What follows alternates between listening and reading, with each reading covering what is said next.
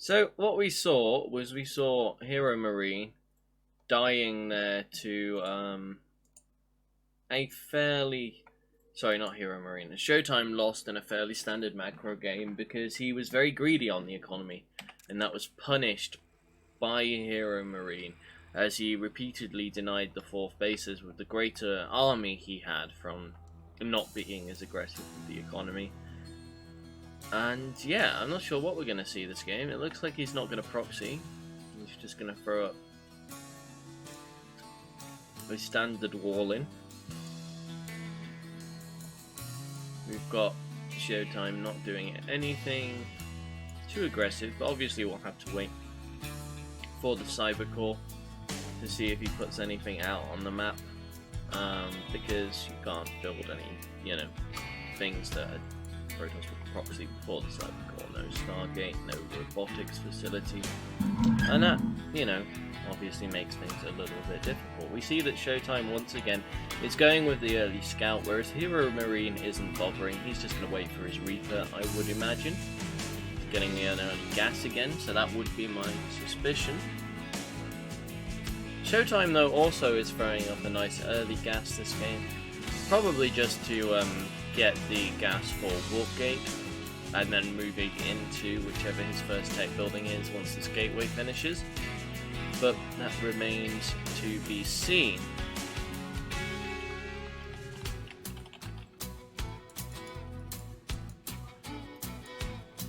What's scary about ShoWTime falling out in the macro game is that it makes it puts the onus on him trying not to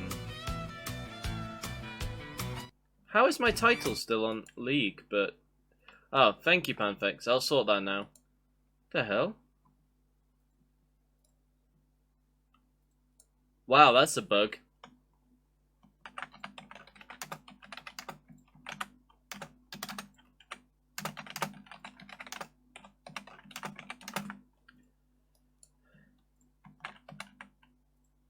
No, it's fine, dude.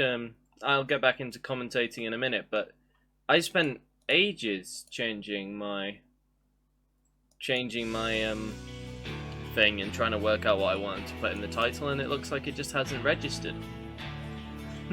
So, what we see both players going for the expand. HeroMarine is throwing down the bunker again, which I wonder is based on things that he knows about about ShoWTime's play. I'd imagine they hit each other fairly regularly on the European ladder, and it strikes me as perhaps overly defensive and overly cautious to throw it up anyway, but because he waits for the Reaper, it could just be a very, just a precaution. He doesn't want to get rushed before the Reaper gets across the map and tells him what he's going up against, so he throws down the bunker anyway.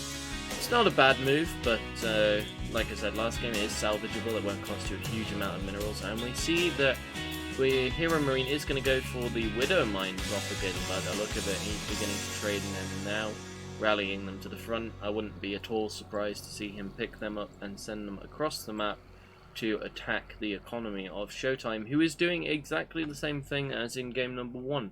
He's getting the early blink, but he's not throwing up a large number of gateways, which means that we shouldn't see an all-in across the map, even with the Warp Prism coming up to from that Robo Bay when it finishes. That was used last game mainly for a little bit of harass, didn't do much in the early game, so that's where we are at. Good evening, Panfex. Thanks for the heads up on the stream, by the way, buddy. I really appreciate that. I hope you're having a good evening. We're trying something a bit new with the stream today. We're trying to cast some StarCraft 2. It's something I enjoy doing, but I'm not sure how well it comes across in a stream format, so we'll see. And ShoWTime, once again, is being very economically greedy. He's throwing up a third Nexus. He's not really getting any extra units, but we can see that HeroMarine, perhaps, because he read ShoWTime's play so well in the first game, and has decided to throw up a command center of his own, which means that this time he's not going to be at an economic deficit, And there isn't going to be the same massive army coming out of the Terran on 2 bases that ShoWTime has to defend, and then sort of constantly loses his 4th. I hope we see some better defensive play from ShoWTime this game if HeroMarine does rally across the map, because although he had some good unit micro, the one thing he didn't sort of have or use, well, it just wasn't very successful. Like, he took the fights well, but he was constantly forced off of the positions he was trying to defend. So we've got Stim just starting now, so that that will allow the Terran player to be a little bit more aggressive across the map, because Stim is what makes the difference between bio and gateway units quite heavily. We have a Raven early, which means that, you know, any potential Dark Templar shenanigans would have been shut down. But also it just gives him the ability to shut down Immortals, to stop a lot of what ShoWTime is going to try and do with his high-tech units, give him an advantage in that battle, as well as just throw down auto turrets and things like that. We can see that ShoWTime has been a little bit aggressive in securing map control. He just went across the map with some Stalkers, grabbed the Zelnaga watchtowers for some vision, and he's just waiting on the gases to finish up now, to finish saturating his 3rd, whereas HeroMarine is flying his over, so he's not going to be too far behind economically. Nice blink micro there on the Widow Mines from ShoWTime, wastes both of their shots, and then mops them up with the Observer overhead. We have an Immortal coming out to join ShoWTime's army, and what I would like to see is earlier splash damage. I think his splash damage last game came a little bit late. It came when he was already under relentless siege, and that made a big difference to the outcome of the game. Once again, he's gone for the armor first to make the Zealots a little bit beefier when they charge into the Marines, and that's a very good choice.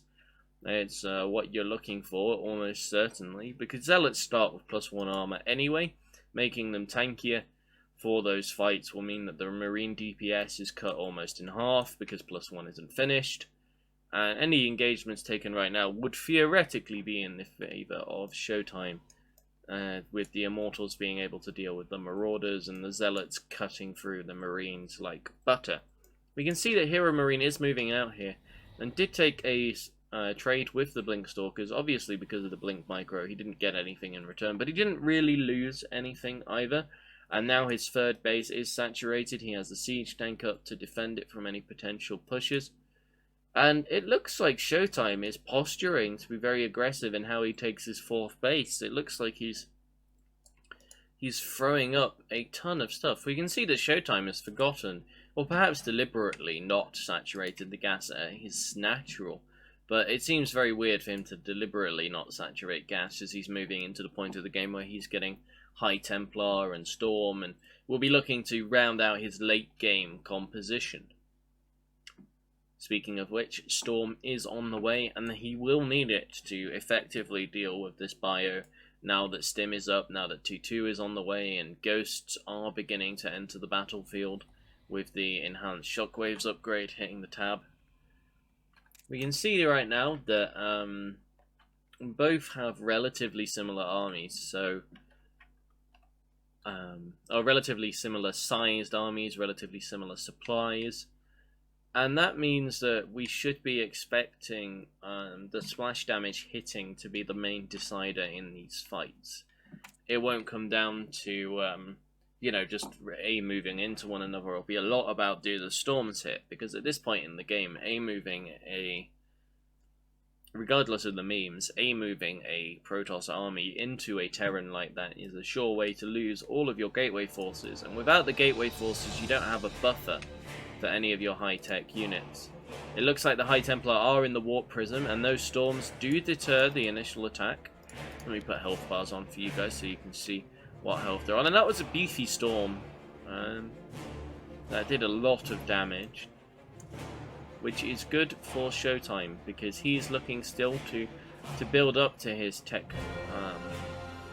technological army. He's looking to throw in a couple of Archons to get a few more Templar. And it looks like he's going to go into Disruptors again. It could be for Colossi, but based on how well he microed the Disruptors in the first game, I would be expecting them to come out of the robotics facility. And he's throwing up a Stargate. I wonder if that's for Oracles, just to put down some Revelates, or whether he's looking, now that he's gotten to 4 bases, to go for some... Oh, those were big anti-armor missiles. Very big. Good storm to stop the chase. But that will force ShoWTime's army back across the map. And concussive shells are making it hard for him to escape. He loses the Observer. Not the end of the world. And it is Disruptors. Which means that, once again, HeroMarine is going to have to be on point, dodging those Purification Novas. I'm beginning to think that the Stargate is the beginnings of ShoWTime preparing for Skytoss, because, well, he's gone up to 5 bases. And it really doesn't make sense for him to look to stay on this army forever, but he's getting extended thermal lands, so I guess he's going to go for a jack-of-all-trades kind of army with Purification Novas and Disruptors, Colossi, and Archons, and that's going to be a very strong, very tough army for the Terran player to cut through, especially if he keeps the Zealots alive. And, oh, okay, my first call was right. He is bringing out an Oracle, probably for Revelations or a little bit of Worker Harass, and that Purification Nova does snipe off a couple of Marauders. He clears up a lot of the Widow Mines, and that was some miss micro on the Medivacs. He does lose a couple of them there, because he leaves them above ShoWTime's army. I don't believe for a second that that was intentional. That Disruptor was a little bit out in the sticks for a second there, but it has been brought back to the comfort of the fold. And we can see here that while ShoWTime's army is defending the 4th and the 3rd location, there is a large number of Marines that is heading into the base, into the natural base. And they should be able here to snipe both of the robotics facilities, which is huge damage onto ShoWTime. And while that's happening, the attack into the 4th does swing in. That is deflected. And a Purification Nova does take out a good chunk of troops. And ultimately, the fight in the natural is mopped up. None of the units got away in those Medivacs, so those are just empty Medivacs. All in all, that was a pretty good defense from ShoWTime, and he is forcing the rest of the army back now, which is good for him in a lot of ways. If he can keep the Terran down on army supply and begin to look at being aggressive with greater tech, then he will have a better chance in this game. He lost, instead of losing his 4th base and all of his economy, he lost a robotics bay and a robotics facility and a pylon to that backstab, which is much less consequential. You know, it's unfortunate that he has to rebuild them, but not the end of the world. And we are seeing more Stargates go down, and the Oracles are coming out to support the Tempests with Revelate, so... or Revelation. Which is a nice move, because what we're expecting to see, and we are seeing from HeroMarine now, as we go late game, as the Protoss and the Terran in the in the Protoss and Terran matchup, is we are expecting to see Liberators come out, which is what we are seeing. And he's going to need to drop a Storm for that to be any good. He does lose the Templar, but he gets the Storm off, softens up all of those units, and he's going to have to be quite careful he doesn't lose the Oracle or the Stargates here, if possible, because that, again, begins to add up. He's got a great economy, but if he keeps losing these gas-heavy structures, that's supply that can't go... sorry, not supply, that's resources that can't go into building a tech-heavy army, and it slows down his transition into a late-game comp. We do have +3 weapons coming out here, as well as Dark Templar Blink, so it looks like ShoWTime is planning on being very aggressive across the map, trying to hinder the expansions of HeroMarine much more aggressively than he was looking to do last game. And I'm a huge fan of this. If he can get some Dark Templars in the middle of the fight, kill 10, 15 workers at some of the bases, he's really going to drop the supply of, or the ability of HeroMarine to reproduce. Again, we're in sort of the inverse position we were in last game, because HeroMarine has not managed to establish as many bases as ShoWTime as quickly. ShoWTime's bank this game, as he's approached max, is much larger, and that EMP whiffed, leaving most of the Protoss army with its shields, which, yeah, is not what It's not what our friend HeroMarine was looking for. And they are beautiful Purification Novas coming in on the flank with the Disruptors and wiping out about 20 supplies worth of bio there for only a couple of gateway units. It has now, of course, been reproduced, but we do see a Zealot run-by happening at the top right-hand side, going into the third base location, while this time ShoWTime is the one doing the multi-pronged aggression with some lovely storms. He's looking to break the planetary, but I would not advise pushing into that position while the liberation zones are still in effect. I think what we're seeing here is ShoWTime beginning to look to trade out some forces so he can get transition heavily into Skytos. We're seeing 3 more Tempests, we're seeing the air upgrades and the shields upgrades coming up, which will be good for both the Archons and Tempests and potential carriers should he ever move into them. But we do see that because HeroMarine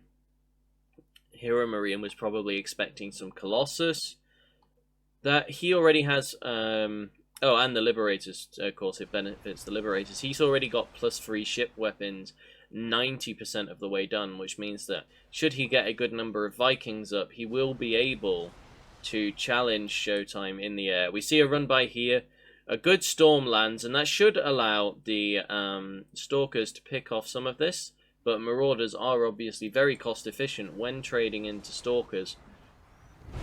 Our Tempests, ShoWTime's Tempests. I don't know why I keep saying R. That's the Royal R, I suppose. The Tempests are getting culled by the Vikings, but all the Vikings have now gone down. And this is turning into a very scrappy game, with both players looking to destroy their opponent's economy. I do like mixing in some Dark Templar here. If, for a second, HeroMarine does not notice the Dark Templar, and they can get in on top of that army, then he can do some serious damage. But also, in forcing out all of these scans from HeroMarine, those are mules which are about 5 SCVs worth of mining that aren't being dropped repeatedly to boost the economy on HeroMarine, effectively denying him a good number of minerals. Now this double Liberator harass is going to kill a couple of workers. It's not going to do a lot. Honestly, I wouldn't say that was worth it. It got 1 Stalker and 3 workers and got cleaned up, which I guess is something, but it does lessen the overall power of HeroMarine's army, not having the a good number of Liberators. Because once Liberators hit like I don't know, 6 to 10, I would guess, but more or less just a critical mass of Liberators. It's very hard to blink in under them because of the amount of liberation zones. If you blink in under them with your Stalkers, they're gonna get hammered, utterly obliterated. And that's, you know, obviously not something ShoWTime can really afford. Now, most of HeroMarine's army is drastically out of position here. ShoWTime has really caught him with his trousers down. Unfortunately for ShoWTime, of course, planetary fortresses are nasty to break. But he did manage to get rid of 2 command centers there that had been building and pick off 29 workers of HeroMarine's economy. So although he traded out a decent amount of his force to ground force to do that, he is in a much better position economically, and his army is much more tech heavy than the Terran, who is relying largely on ghosts, who don't even have personal cloaking to snipe out High Templar, to snipe out Disruptors, although there aren't really any High Templar on the field anymore. ShoWTime has very heavily transitioned out of that tech path. Oh, the Disruptors moving through a liberation zone. He does lose one of them, 2 of them there, which is quite costly, but ultimately, with the economic lead that ShoWTime has now taken, if he can keep the bio from stimming under the Tempests, he's going to win this fight just by picking off Medevacs, picking off Liberators, and indeed, he has taken game number 2, tying us up in this series 1-1. Well, there we have it. That's a nice game 2. It means there are going to be more games in this series for us to watch. So, without further ado, let us get into game number 3.